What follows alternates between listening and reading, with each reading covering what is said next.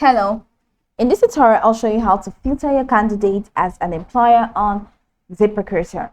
The first thing I'd like you to do is to launch a Ziprecruiter employer account, which of course I've done right here. Now I'd like you to know that Ziprecruiter is a job site that aims to match businesses with the right people for their open roles.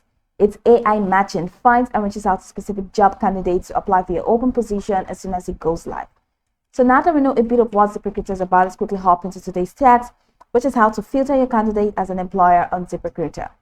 From this homepage, I'd like you to head over to the left corner of your screen where you have dashboard, jobs, candidate, invite to apply, resume database, messages, help and activate. So go ahead and click on candidates.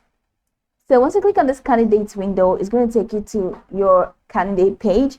But right here, it cannot take me to my candidate page because I'm currently using the free version. So you have to subscribe to Ziprecruiter Premium for you to access that feature. But let's see what you're going to do once you have subscribed to that.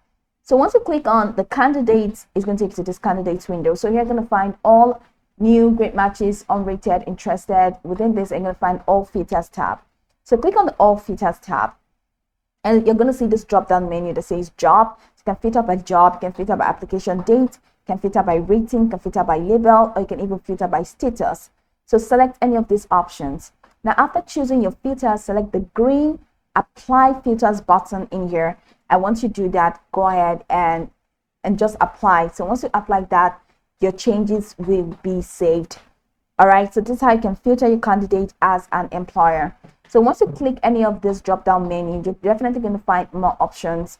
So here you have job, click on the drop down menu to select the job, and here application date, click on this drop down menu to select the further options. Just tailor it to what exactly you want. Here you have rating, click on this drop down menu to also filter it. You have label, click on it, and you have status. The status shows only show my jobs or only candidates within 100 miles.